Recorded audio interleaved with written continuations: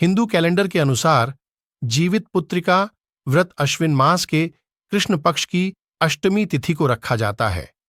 जीवित पुत्रिका व्रत को जितिया व्रत भी कहा जाता है।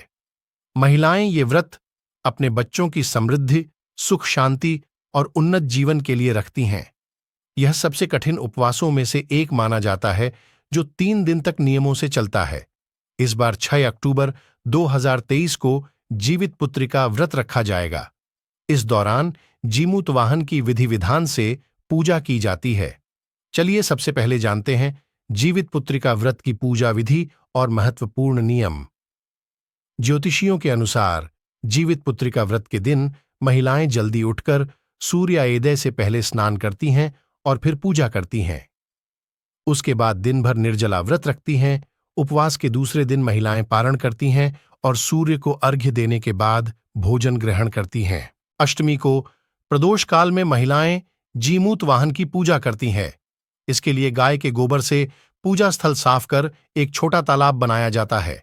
फिर जीमूत वाहन की प्रतिमा जल में स्थापित करके पूजा शुरू की जाती है। पूजा में धूप, दीप, अक्षत, फूल, माला अर्पित कर पूजा की जाती है। प्रतिमा पर सिंदूर का टीका लगाया जाता है। ऐसा करने से सुहाग को भी लंबी आयु का आशीर्वाद मिलता है और कहते हैं इससे मनचाहा वरदान मिलता है। बच्चों के जीवन में सुख समृद्धि आती है। अंत में जीवित पुत्रिका व्रत की कथा सुनी जाती है। अब हम कुछ महत्वपूर्ण बातें जान लेते हैं जिन्हें हमें जितिया व्रत में करने से बचना चाहिए। धार्मिक नियमों के अनुसार व्रत को बीच में नहीं छोड़ना चाहिए। एक बार उपवास रखने पर हर वर्ष व्रत रखना चाहिए। खाने में लहसुन, प्याज, मांसाहार का प्रयोग नहीं करना चाहिए।